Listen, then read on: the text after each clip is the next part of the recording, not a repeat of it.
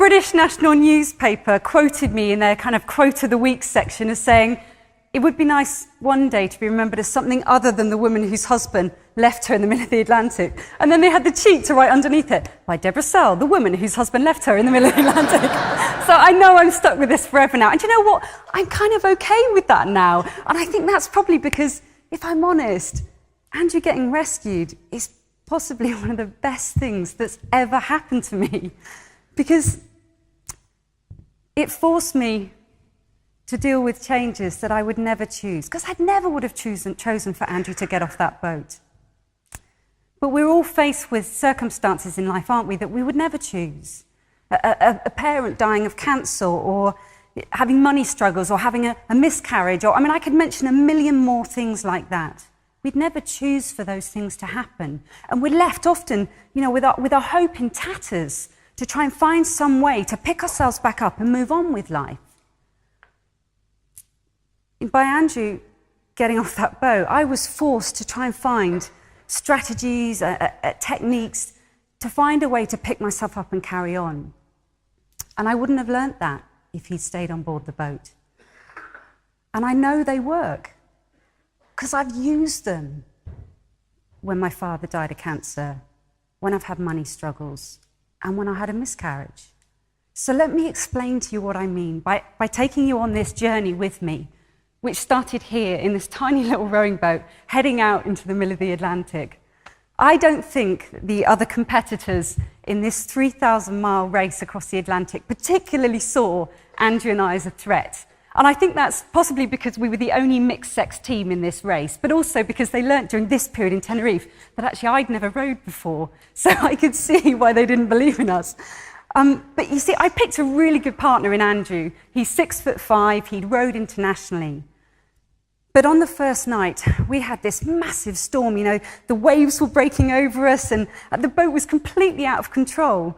And, we realised we'd probably done completely the wrong thing by doing the majority of our training on the River Thames in London, because it just hadn't really prepared us for this at all.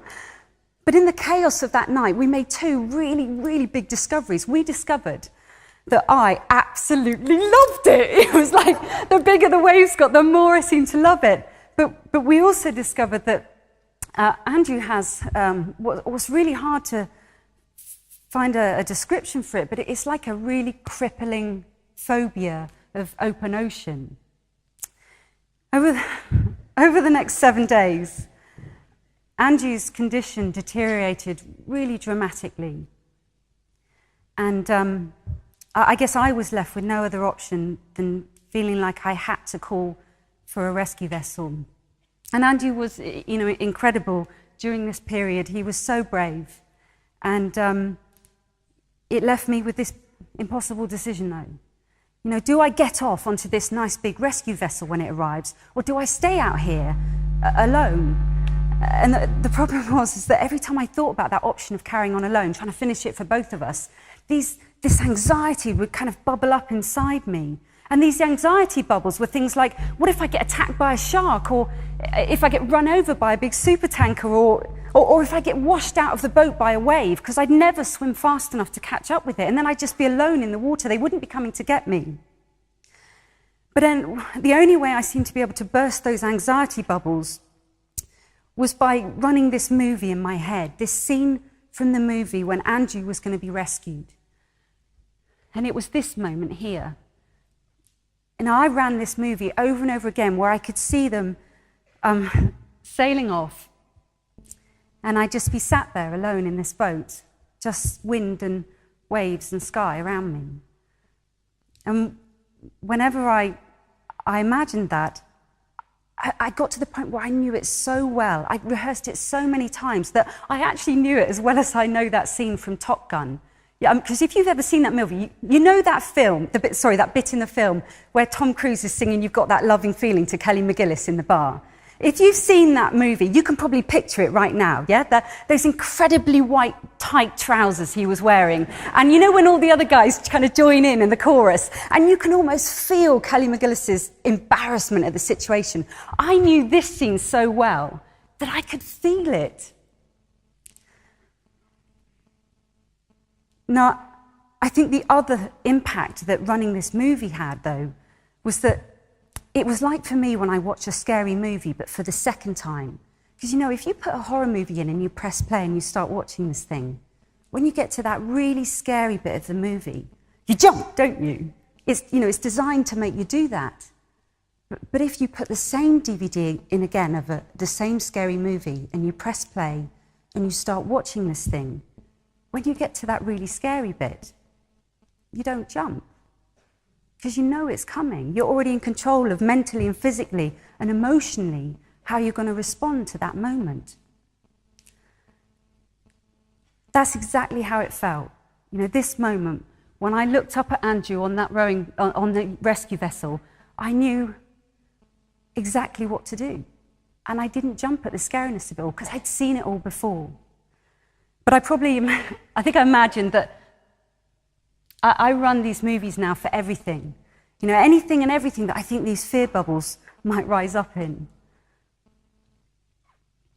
But I imagine that they probably only sailed far enough over the horizon so that I couldn't see the mast poking up on the yacht, and that they pulled their sails down, and that they were sat there almost looking at their watches going, oh, bless her, let's give her a few hours to try on her own, and then we'll go back and pick her up. Because I knew they didn't believe that I could make it. And actually, they had really good reason to believe that. I was the fourth boat to go solo, and those other 3 solo attempts didn't make it. And they must have looked at those guys and thought, these are big, strong guys, they're good rowers, and if they can't make it, there's no way that little wifey Debra's going to make it, who's never even rowed before. But it didn't matter anymore that they didn't believe. What mattered was that I believed I could make it. And I really did believe that more than anything else. I knew the next time that I saw Andrew was going to be stood on the quayside at the finish line in Barbados. It turned out to be a really basic way of life. But I suppose there was something rather charming about that. I knew nothing of the death and destruction that was going on in the world, the Iraq war at the time, because I had no knowledge of the outside world, no news. In my world, all there was utter grace and peace. Okay, it wasn't very luxurious, and it wouldn't be for everyone, because this is all there is. 2 solar panels, a little gas stove, a GPS and a compass, and a little cabin, a pod shaped, it's a bit like a coffin actually, that you can get in if it's really stormy and shut the hatch, and I was safe in there. It was a really grueling routine though. I'd row for 2 hours, I'd rest for 1 hour, I'd row for 2 hours, I'd rest for 1 hour, and in my 1 hour off I only ever slept for 20 minutes at a time, so sleep deprivation became a really big part of this journey. And I think it was that, combined with the fact that it just seemed like everything was trying to kill me, the stress really started to build up during the time I was out there, which it wasn't the 6 weeks that Andrew and I anticipated. After he left, it ended up taking me 3.5 months in the end. And the dangers really started to wear me down. I worried about the whales and this constant thing about the sharks. But actually, they weren't the danger. It turned out that this guy came far closer to sinking me than the whales and the sharks. He looks really harmless, doesn't he? I think because there was a lot of weed growing on the bottom of the boat, probably because I was going so slowly, that these turtles would come up underneath and they'd scrape this weed off with their beaks, and they loved eating it. But the problem was when the boat's rolling around in the swell, the boat would come rolling down onto a big turtle, and there'd be this crashing noise followed by this dreadful cracking, splitting noise. And of course, the first time I heard that, I thought he was going to come up for air and there'd be this little naked turtle next to the boat. But when he surfaced, there was nothing wrong with him, and I thought, that is the hull of my boat cracking. That's not this turtle's shell. I'm going to be sunk by a sea turtle. I mean, that's just downright embarrassing, isn't it?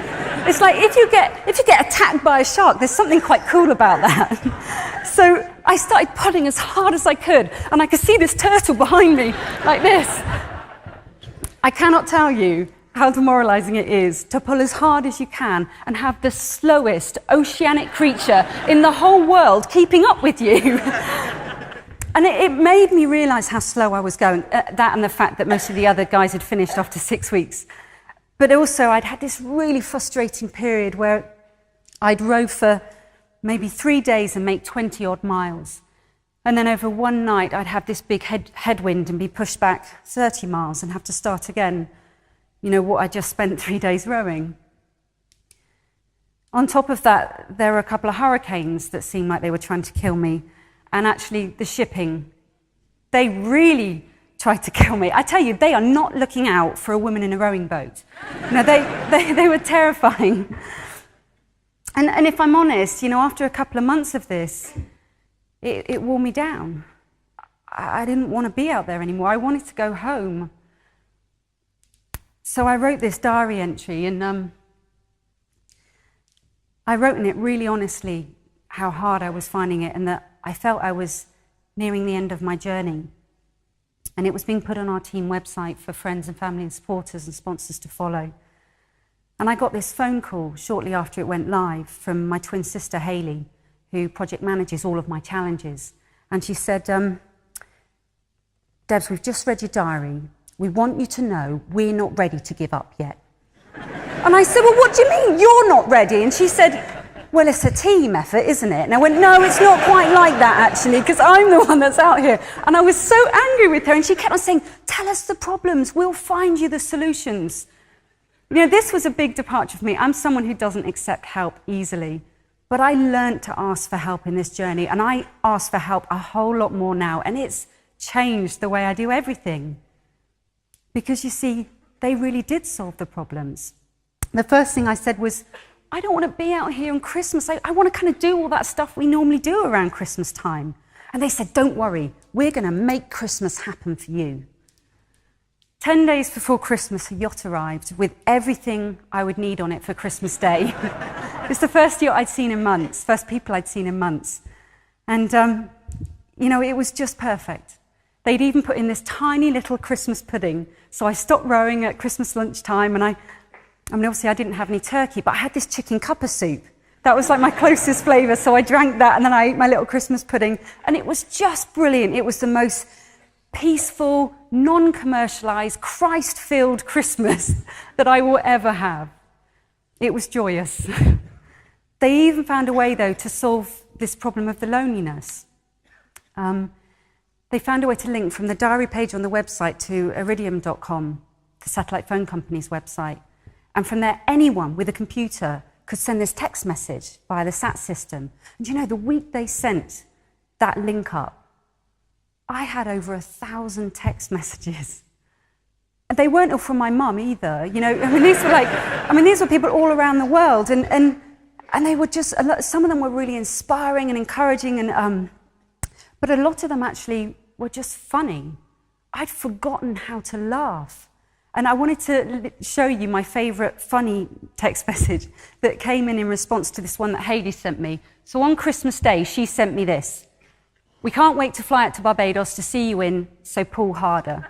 And then on Boxing Day, my brother sent this one in response. Debs, it's Matt here. Don't listen to Hayley. Row slower. The airfares get cheaper in February.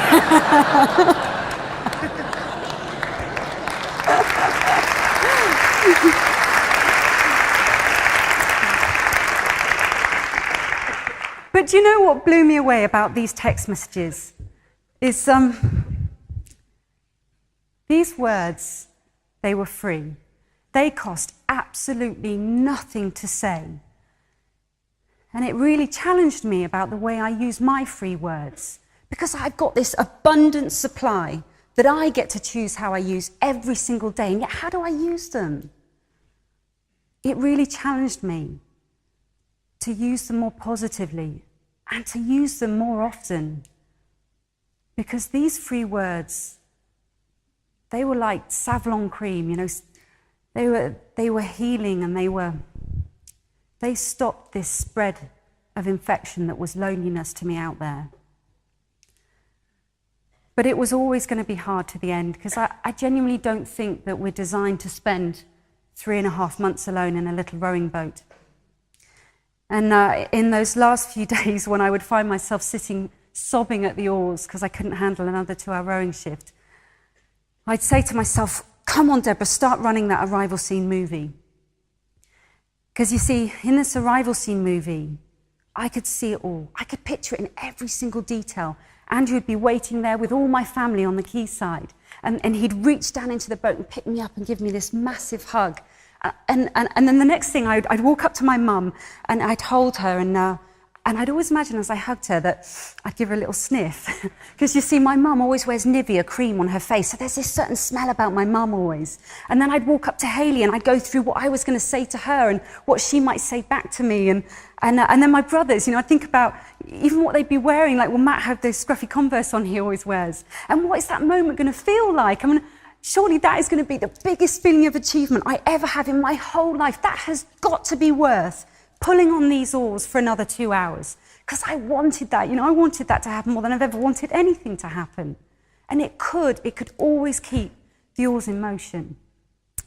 But they completely ruined it, because it was nothing like the movie. I mean, not that it mattered, because that's what had got me there. And actually, this was the first time I saw them flying towards me on the front of this speedboat. And do you know what hit me in this moment? How incredibly selfish I'd been. Because I didn't once think about how hard it must have been for them. For Andrew, particularly for my mother, being the ones waiting at home. My father had died of leukemia shortly before I went on this journey, and Mum was alone for the first time in 36 years. And so this moment, when I finally got to hold her, was incredibly special. But it's at a whole different level now, because in the last 3 years, I've had 2 little girls of my own, Heidi and Molly. And now I really understand how selfish I've been. She must have laid there every night thinking, I've no idea if my daughter is dead or alive now, because she only ever used her 3 words positively.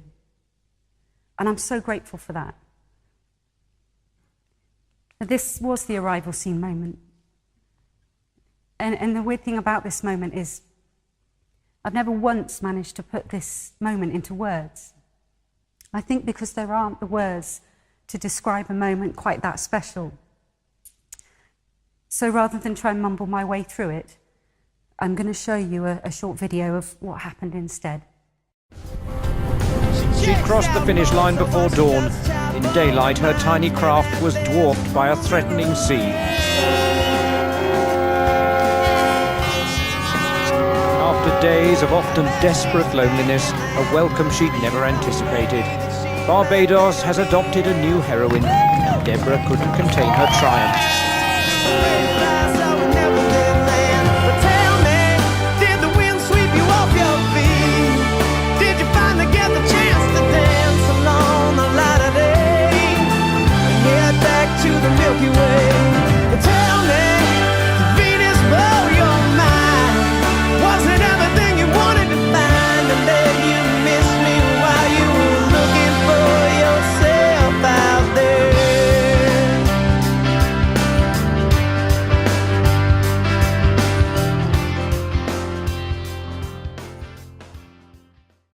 When I'm faced with changes that I would never choose, I have found that running these movies, both to burst those anxiety bubbles and running the arrival scene movies to keep me motivated, have really helped, as has being prepared to ask for help and taking people's 3 words of encouragement, using laughter when there's nothing else left, and also having this passionate belief that I'm going to make it even when others doubt me.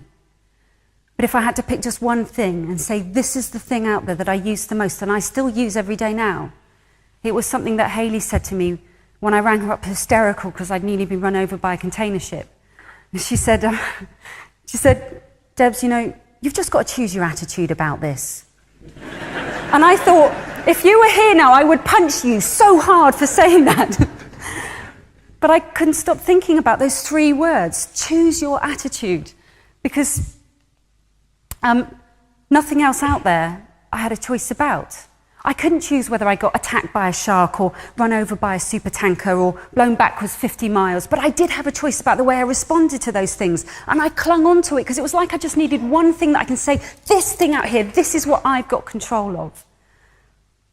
So for me, it's not enough though just to have a nice phrase.